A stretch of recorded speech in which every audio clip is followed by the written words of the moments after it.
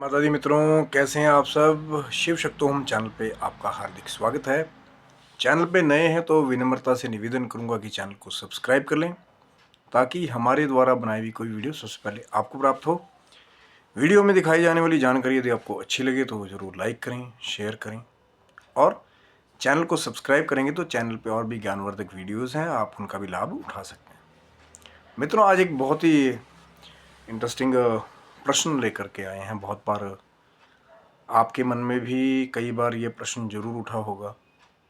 कई बार बहुत सारे लोगों के मन में प्रश्न आता है कि जैसे किसी धार्मिक स्थल पे जाते हैं या किसी चौकी पे जाते हैं कि कई बार हमारे को लोग कमेंट नहीं करना चाहिए, मैं कमेंट डायरेक्टली नहीं कर रहा हूँ किसी पे, पर अपना एक एक्सपीरियंस है वो आपके साथ, जो नॉलेज मेरे पास है वो थोड़ी सी शेयर कर रहा हूँ।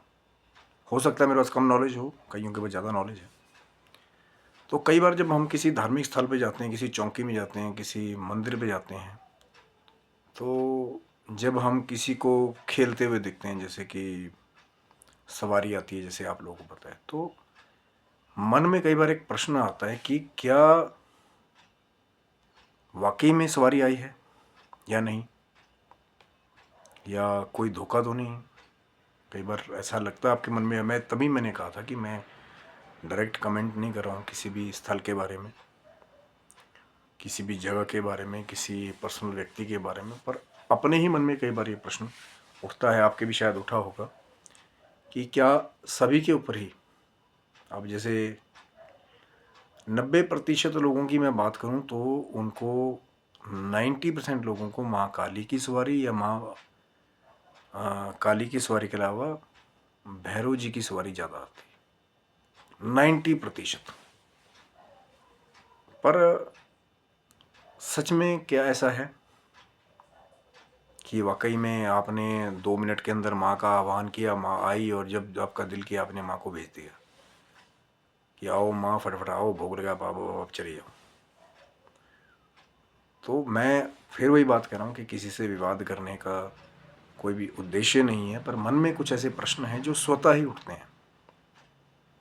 जैसे ऐसे लगता है कि मतलब जो पूरे विश्व को चलाने वाली जो शक्ति है, माँ जगदम्बा है, उसको एक ऐसे लोग पोर्ट्रे करते हैं जैसे उनको ही बांध लिया हो उन्होंने कि हमारे इशारों पे माँ चल रही है। ठीक है, कोई भगत है अगर, या कोई साधक है, वो माँ का आवाहन करता है, तो क्या चीज़ वो होती है जो उस भगत के ऊपर जाती है। बहुत सारे इसके एक रीज़न है, तो धीरे धीरे सब पे बात करेंगे कि क्या क्या वो रीज़न हो सकते हैं। सबसे पहला साइंटिफिक रीज़न है। साइंटिफिक रीज़न, मैं सबकी कैटेगरी को अलग अलग बता रहा हूँ कि सभी उसके अंडर आते, मैं वो नहीं कह रहा हूँ। जो अलग अलग रीज़न हैं उसके बारे में आज बात कर रहे हैं। ये नहीं कि एक ही अपने ऊपर एक ही पॉइंट को उठा के मेरे बारे में बात कर रहा है। सबकी अलग अलग कैटेगरीज है कि क्या अलग अलग रीज़न है कि वो जो सवारी आने की बात हम कर रहे हैं, हम देख रहे हैं, तो वो अलग अलग चीज़ क्या हो सकती है। पहली चीज़ कि कुछ लोगों को ये होता है कि जब बार बार वो किसी पिक्चर को देखते हैं, बार बार वो किसी मंत्र का जाप कर रहे हैं, तो कई बार क्या होता है कि साइकोलॉजिकली वो इतना डीप चले जाते हैं उसके अंदर कि वैसी क्वालिटियों को धीरे धीरे उनका जो सबकॉन्शियस माइंड है वो ही तैयार कर देता है। कोई जैसे अब हनुमान जी का भक्त होगा तो वैसे ही उसको लगेगा कि मैं, मेरे अंदर हनुमान जी की ताकत आ रही, तो बंदरों जैसी हरकतें करने की कोशिश करता है। लेकिन हनुमान जी कोई नॉर्मल बंदर नहीं थे, वो वानर थे, वो नर की प्रजाति जो वन में रहती थी। तो वो अजीब सी हरकतें कई लोग शुरू कर देते हैं, कई मुंह बना रहे हैं, खुजलाना शुरू कर देंगे, तो लोगों को पोट्रे होता है कि नहीं यार, इनके अंदर हनुमान जी आ गए। तो एक फैक्टर है कि सबकॉन्शियस माइंड जो है, जो हम बार बार जिस चीज़ से कॉन्ट्रैक्ट इंटरेक्ट करने की बात कर रहे हैं, तो उनकी क्वालिटी को खुद ही पैदा कर लेना। जैसे कोई माइकल जैक्सन का फ़ैन है तो फिर वैसे ही डांस के मूव्स को कॉपी करने कई बार कोशिश करता है, तो कई बार उसमें लोगों को भी झलक दिखेगी, यार ये तो माइकल जैक्सन जैसा बनता जा रहा है।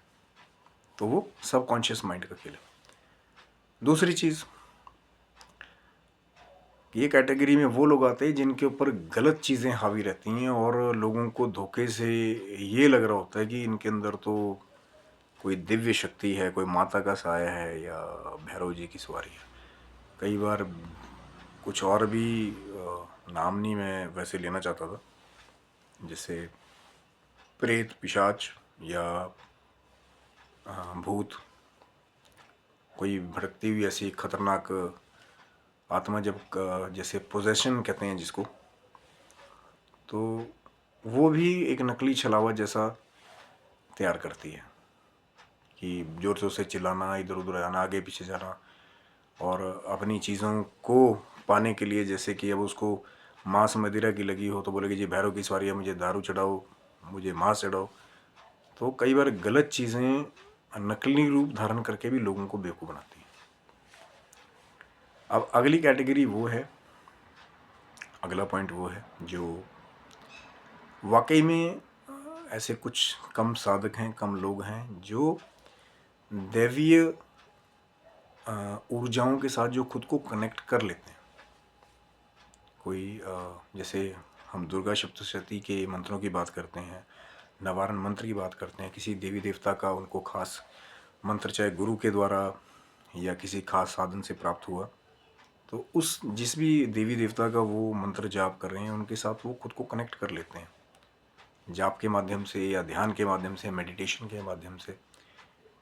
तो वहाँ पे क्या होता है भी, कई बार क्या होता है कि जैसे जो माँ के मंत्रों का जाप करते हैं तो माँ की, जिसको कहते हैं कि छाया जैसी एक होती है या कुछ परसेंटेज जिसको हम कहते हैं ना, अब जैसे मान लो कोई 1 लीटर की बोतल है, अब आपको प्यास लगी तो बहुत कम लोग होंगे जो डायरेक्ट ही, या मान लीजिए 5 लीटर की बोतल है कि भर पाएंगे, तो उसको 1 गिलास निकाल के दे दिया कि भैया आपकी शुता इतने में पूरी हो जाएगी।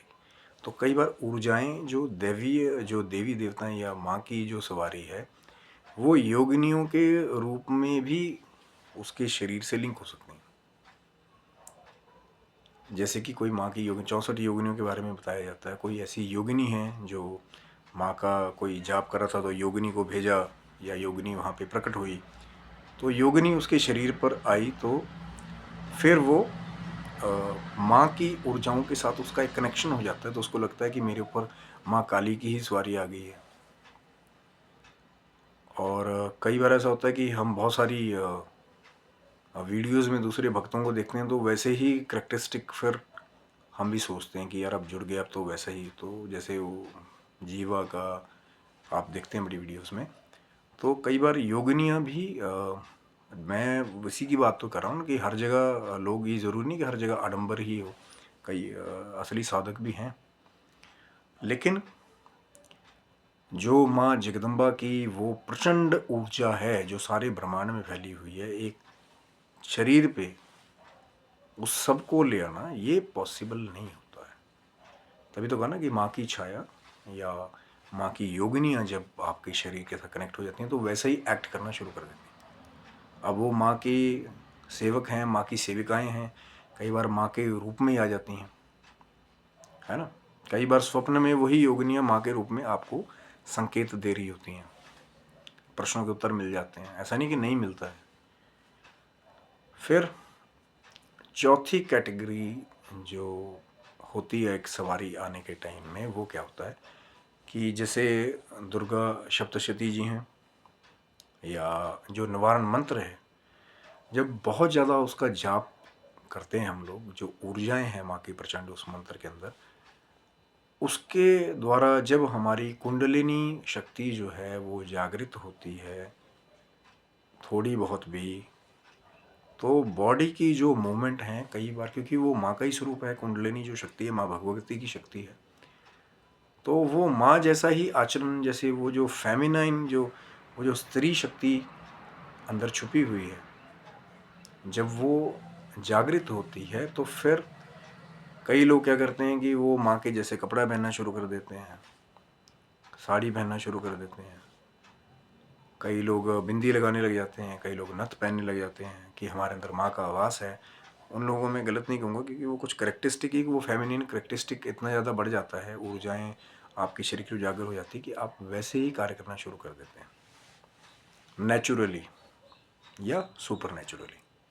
तो कुंडलिनी जागरण के बाद भी फिर कि जीवा का बाहर स्वतः आ जाना, या आवाज़ का बदल जाना, आवाज़ का भारी हो जाना चेहरे पे, क्योंकि जब ऊर्जा जागृत होगी तो शरीर में भी एक अलग ही तेज का संचार होता है, कहीं ना कहीं वो वाणी में भी या चेहरे पे पता लग जाता है कि हाँ कुछ ना कुछ तो इनके पास है। तो वो अंदर जो हमारी कुंडलिनी शक्ति, जो सांप के रूप में कुंडली मार करके सोई हुई बैठी हुई है, जब वो जागृत हो जाती है तो वो माँ भगवती का ही रूप है। और जब पूरी तरह से वो जागृत, जब चक्रों को जागृत करने लग जाती है तो फिर सवारी आने जैसा, कई बार ऐसा लगता है कि झटके लग रहे हैं, या आपके अंदर बहुत ऊर्जा होगी, या बहुत ज़्यादा जल्दी जल्दी मूवमेंट करने लग जाते हैं।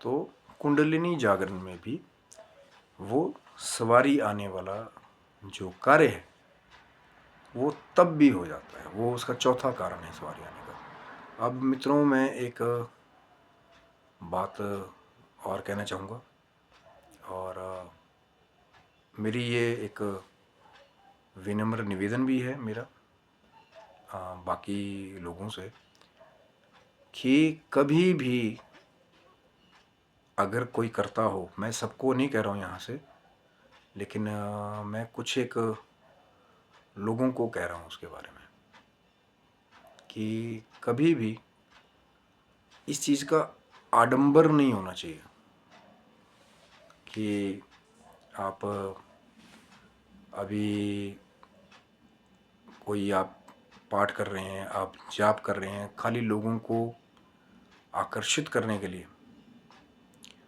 वो चीज़ मत करिए कि माँ के नाम का आप लोग खाली दिखा रहे हैं कि हाँ जी मैं तो 2 मिनट में ये प्रकट कर देता हूँ, वो प्रकट कर देता हूँ। तो किसी भी तरह का जब आडंबर होता है तो उसका नुकसान आपको ही झेलना पड़ता है। एक तो आप जो लोग हैं उनकी आस्थाओं के साथ कहीं ना कहीं खिलवाड़ होता है। मैं सभी को नहीं कह रहा हूँ, फिर भी कह रहा हूँ, क्योंकि कोई उद्देश्य नहीं है किसी के साथ कोई भी विवाद करने का। और मैं सबको वही बात कह रहा हूँ कि जो सच है, सच्ची साधना है, अगर आप नहीं भी दिखाओगे किसी को तो आपकी ऊर्जाएं स्वतः ही बाहर दिखने लग जाती हैं। किसी की वाणी में वो शक्ति आ जाती है अपने आप, किसी के चेहरे पे वो तेज आ जाता है अपने आप, किसी के पास वो क्रिया शक्ति आ जाती है अपने आप की, वो असंभव से असंभव कार्य को भी करना लग जाता है। लेकिन शक्तियाँ वही सफल हैं जब आप लोक कल्याण का कार्य करते हैं। शक्तियाँ वही सफल हैं जब आप दूसरे लोगों का कल्याण करते हैं उन शक्तियों के द्वारा, किसी की मुश्किल को हल करते हैं, किसी कमज़ोर का सहारा बनते हैं। तो वही शक्तियाँ जो हैं वो आपका भी कल्याण करती हैं। तो आज जो टॉपिक था कि क्या सभी पे ही माँ काली की सवारी आती है या बाबा भैरव की सवारी आती है, या क्या कारण है कि ना जानते हुए भी स्वतः कुछ ऐसे क्रियाएं हैं जो अपने आप हो जाती हैं। वो चारों पॉइंट्स पे हमने बात किया, पर सबसे वही निवेदन है कि अपनी साधनाएं करते रहिए, और जितना कम प्रदर्शन करेंगे अपनी साधनाओं का उतना ही विघ्न कम होते हैं। क्योंकि जब एक बार वो कहते हैं ना कि द्रव्य दरबार कई जगह लगने लग जाते हैं तो फिर साधनाएं द्रव्य के बीच में ही फंस के रह जाती हैं। फिर पता लगता है कि महात्मा जी बस सिर्फ लोगों में ही बैठ गए, अब उनके माला भी छूट गई, उनका जो एकांत में ध्यान था वो भी छूट गया। तो जब दिव्यता द्रव्य दरबार में चेंज हो जाती है तो साधनाएं भी छूट जाती हैं। और बहुत सारे ऐसे सिद्ध पुरुष हैं जो अपनी शक्ति का सबके आगे प्रदर्शन नहीं करते, खास करके मीडिया के ऊपर, यूट्यूब के ऊपर, या किसी अपने पर्सनल कैमरेज के ऊपर। और कई जगह तो ये देखा जाता है कि चेले ही जो हैं वो अपने गुरु की प्रमोशनें कर रहे हैं। देखिए महाराज जी का चमत्कार देखा तो वो उन्हीं के संस्थान का चेला है, दूसरी वीडियो देखी तो वो कोई और उनकी चेली है, और वहीं से प्रमोशनें चल रही हैं। तो जो सूर्य को किसी आदमी की आवश्यकता नहीं है कि कोई जाके प्रमोशन करे कि वो देखिए वो सूर्य भगवान है, वो कितना अच्छा चमक रहे हैं। जो सूर्य है वो स्वतः चमकता है और उनकी चमक ही बता देती है कि वो सूर्य हैं। तो ऐसे ही जो असली साधक है तो उनका तेज, और कुछ साधकों की वाणी में वो तेज होता है, कुछ के चेहरे पे वो तेज होता है, तो वो स्वतः ही बता देते हैं कि इनके ऊपर कृपा है या इनके पास कुछ है। तो आप स्वस्थ रहें, मस्त रहें और द्रव्य दरबारों के आडंबरों से दूर रहें। अगर आपकी भक्ति में शक्ति होगी तो आप कहीं भी माँ को याद करेंगे तो माँ हर जगह आपको रास्ता दिखाएगी। मंत्र का जाप करते रहें। निवारण मंत्र की बात हमेशा कहता हूँ, ओम ऐं ह्रीं क्लीं चामुंडा विचे। गणेश जी का ध्यान करने के बाद उसको शुरुआत करें। भगवान शिव जी के सानिध्य में भी रहें ताकि वो प्रचंड ऊर्जाएं जो हैं वो बैलेंस रहें। तब तक के लिए आप स्वस्थ रहें, मस्त रहें। माँ भगवती की, माँ शक्ति की, भगवान शिव की कृपा आपके पूरे परिवार पर बनी रहे। जय माता दी। हर हर महादेव।